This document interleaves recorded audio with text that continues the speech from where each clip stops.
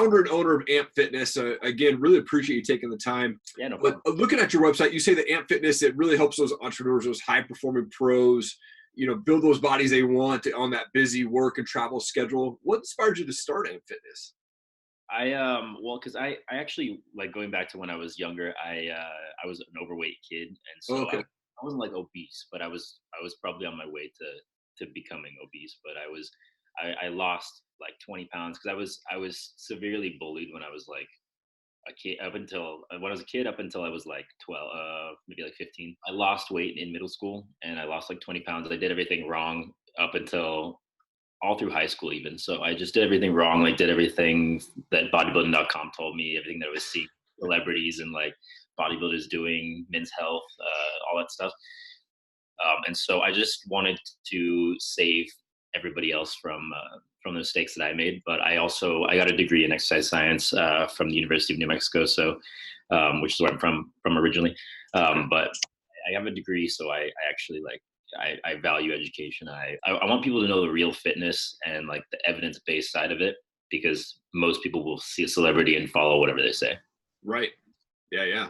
Absolutely. And you mentioned that there's kind of three, or you believe that a person has to be a best version of themselves in three different areas, which is physical fitness, business, and then relationships. Why are those three so important? Because if you can't even, like, even the relationship with yourself, if you can't even respect yourself and love yourself, then you can't be in a relationship with someone else. You can't, if you have problems with like self-image, self-worth, confidence, body image, those are going to show up in every aspect of your life. So in business, you can't really expect to do anything worthwhile if those other two areas they're not in check. So I think those are the three like key areas that you need to make sure are good before you move on. Yeah, I agree. Absolutely. And you have this program, it's a 12-week program. It's called the Fittest Guy in the Office program, where guys actually have to apply to even get into that. For those folks that actually get in, what can they expect out of that program? Well, I actually have the application process because I only work with even less than 10 clients. So I really don't Gotcha. pack my roster. I like to take time and devote the proper amount of time to these guys. So what they can expect is not a basic program. I don't have anything ready. Everything is completely built from the ground up because everybody's different. Everybody has a different lifestyle, different schedule. Some guys need more attention than others. So I really tailor everything to every person. And I know that a lot of Insta trainers will say that too, like completely tailored, everything's built, but it's really not. It's like an Excel sheet that they send to everybody. So I don't have a basic Google Doc or an Excel sheet. You'll see your program, it's built for you with your name on it in my app. So I have an app that I use for the guys to track their workouts and upload their progress pics. Everything is done on the app. And I have weekly check-ins. So the weekly check-ins are another form of accountability. Yeah. And they also let me know what's going on, what they hate, what they want to change. So just because I'm a firm believer in, you have to do something that you can, first of all, sustain, and second, that you actually like. Because I mean, outside of the fact that nobody really likes to work out, but it's, I mean, like they don't like to make it to the gym, but I'm talking about if you hate a workout, if you hate lunges, for example, you're not going to do them. I know you're going to lie to me and say that you did it. So I want you to do something that you're going to actually like. Same with food. It's always flexible. Everything that I do is flexible. If I give you, like, I'm never going to give you something weird like sauerkraut and force you to eat it. Like if you don't like something, then I'm not going to give it to you. And similarly, if you like something like hot dogs, a guy the other day was talking about how he loves hot dogs. Sure, have a hot dog. It's fine, but don't have 7 of them. So I just have, I preach flexibility because that's something that everybody could do. Whereas something like keto or something annoying like paleo, some people can do those and it works, but the general population doesn't work for. Yeah. Well, and for a guy who travels a lot for work, especially when the boss man's paying for that bill, what are some tips that men can do to kind of stay on that healthy track when they're on the road? Well, even more so if the boss is paying, who cares, right? Like, because all the True. all the healthy stuff is like pegs that as the most expensive stuff, the most expensive food. So it's not you paying, and I don't see the problem. So what I usually do is like something that's safe is like a steak steak with vegetables, potato, good to Yeah. go. Chicken, like just it's basic is always better, because once you start complicating it with like, okay, if I get this pasta, then I can eat half of, or I can eat a quarter of it, and then if I have a dessert, I can have three bites, and then like it's really like so complicated. Just order something normal, have a normal amount of dessert, share it with someone, and you're gonna be fine. Even if you went over calories for that day, if you're on track for the rest of the week, then everything's gonna be balanced out. Okay. That's awesome. When you were growing up, you said you were kind of an overweight kid and you had to deal with bullying. How did you get through that bullying on the mental side of things, man? Because that affects so many people. I don't know if I ever did, honestly. I think Okay. it was more just like growing into who I didn't even know who I was for a long time. I just was trying to, like, all I wanted to ever do was fit in and like be part of that group. But I think it was when I realized that group, they're not going anywhere. They're bullying other people because of their own issues. Yep. So and now that I look back on it, that group, I was right. I wouldn't be friends with them today. Like if I met them, I didn't know what they did in the past, I wouldn't be friends with them. They're not people that I would surround myself with. So I don't think I ever really got over it, found a way to cope with it or whatever. I think it was more just like realizing, okay, well, this is what I'm doing. This is what they're doing. Yeah. Absolutely. I always love to ask this question, but who are some leaders or podcasters that you listen to that kind of helps you keep motivated and during the day and energizes you? I actually, I have so many of them that I don't really have like favorites. I listen to John Lee Dumas. I like his Entrepreneurs on Fire podcast. Yeah. I listen to I follow Jordan Sayat, who actually I'm having lunch on the show in a couple weeks. Nice. Who was Gary Vee's before his current one. Yeah. Who else? I listen to Gary Vee. Gary Vee is someone who is so obnoxious and annoying to me, but I hate listening to him talk, but I do like his content. It's good, like tough love content. Yeah. Which is what I'm about. I end every podcast with like a form of tough love. I have my guests give something that they wish that someone would have told them a long time ago to save them just years of struggling. So yeah. I'm a big fan of that. Other than that, I listen to a lot of different podcasts. If someone recommends one, I just subscribe and I just binge episodes. Right. Yeah, absolutely. And you mentioned this briefly, but you have a podcast called The Fittest Guy in the Office. What's that show about? What inspired you to start the podcast?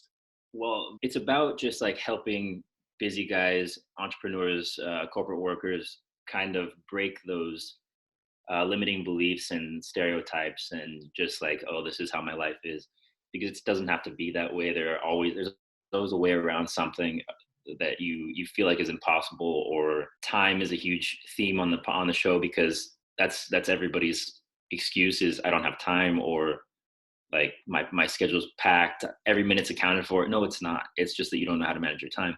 Right. So and I'm not saying that I'm an expert or that I'm good at this. I'm horrible at time management, but I do know like what I need to do, and I try and implement it every day to make it better. That's all that matters, is that you're even 1% better every day, and you're gonna make it. So your second question was what inspired me to start the podcast. I've never been good at speaking, or especially on camera, but in a podcast, I think was the gateway into video for me. Mm-hmm. So nobody could see me, and I can mess up 1,000 times and just edit it out. So I think it was good and bad. It was bad at the beginning because I would be like, hey guys, and then I would stop, and then I would be like, okay, record it again. It sounded weird. And like I would get, like not even 2 sentences in, and I'd be recording for 30 minutes. So the first few episodes, it was hard, and it took me out like even days to record a couple episodes. But now it's just like, I don't care anymore. It's more normal.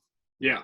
It was half for my own gain, so that I could get better at speaking, and half to save other people from mistakes and help them grow. Yeah, I agree. I mean, starting a podcast for me, that was me. I didn't know what I wanted to really do. I just knew I wanted to talk to fighters, ask them why they wanted to get into this thing. And I actually recorded almost the first 100 episodes of my show out of a walk-in closet because I didn't have space in the house. Crazy. And looking at my YouTube videos, you know, the first probably 4 or 5 episodes, I wasn't even looking at the camera. I was looking at the screen. It was super dark, you know, and you could barely hear me, you know. So, and I think just over time, now being almost 200 episodes in, it's definitely helped build up some confidence. And I do a lot of editing and things like that. And I try to release shows every Friday and every Saturday for my 2 shows. And, you know, but I think even just starting it and just doing it, I think that's like one huge step. And then you could kind of adjust as you go. So I think that's awesome that you got your show going, man.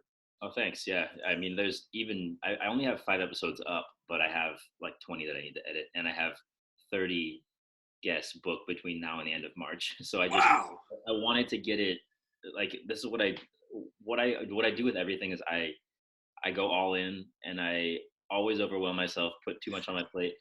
But I like to just, I don't know what it is about it. I don't know if I like the stress of it. Like I'm a problem solver. So I like to, you know, like find a way around it, like a more efficient way, and just like figure it out. You know, I like just doing a thousand things at once. So I don't know why I do that to myself. That's awesome. I wanted to transition to some fun questions here. I've got these pod decks. I'm not sure if you've ever heard these, but it's pretty cool. This guy created these pod decks. They're basically cards with podcaster questions or coffee table conversations. And just pull one out randomly here. We'll see what pull here. Okay. This one says, it's kind of cool. Who is your favorite hero of fiction? Hero of fiction. I'm gonna have to say Harry Potter. I love Harry Potter. I'm such a nerd. Like that's what I was doing while all the other kids were playing on the playground and like doing team sports. I was by myself reading Harry Potter. So okay, very cool, very cool. Part of the reason why I was an overweight kid is I was sitting down all day reading. But reading. Well, yeah, reading's good for you, but you know, absolutely, it's good that you switch to the exercise thing too. Yeah. That's awesome. I'm a music guy, so I always love to ask this question. But what's a favorite type of music that you like to listen to, or do you have a favorite band? I love EDM, so okay. I'm a big fan of Avicii and okay. Like Swedish House Mafia, those kind of artists. Nice. I really like a lot of music though. If as long as something sounds good, I'll know right when I hear it. Even some I mean, I'm not a metal fan, but like some metal I could get into. So I'm never closed off to any kind of music. Yeah. What's your favorite cheat meal? Burger and fries. Okay. But a extravagant burger though, not a basic burger. I want one that's like stacked high. Right. Yeah. Fully loaded. That's awesome. And last question for you: when you're not in the gym, when you're not training there, what are you doing for fun, man? I like to travel. So okay. I lived in France for a year, and then actually multiple times. I went in high school twice, 2 consecutive years to France and Italy, Monaco. I just traveled around with school. Okay. Went back in France for almost a year on exchange, and then I went back the next summer just for 3 months in Paris, and then after that, like I mean, during my exchange in France, I traveled to 14 different countries. In Europe, I was never in class. All I did was travel, and then I came back. I went to, like, last year I got invited on a cruise with a company, and it was to the Bahamas. Wow. And then I just got back from Mexico, actually. Not just got back. It was in August, but I went for weeks and just threw myself into backpacking alone. I hate backpacking, but the way that I did it was just I did it on purpose, like unplanned on purpose, because I'm very much a planner. I'm like a crazy itinerary kind of person. So I was like, okay, now we're going to go backpacking, not plan anything. It was a disaster, but it was fun. It was like fun chaos. So I wouldn't do it again. No, maybe I would actually, but it was fun. There was, you know, like I learned a lot. I'm sure.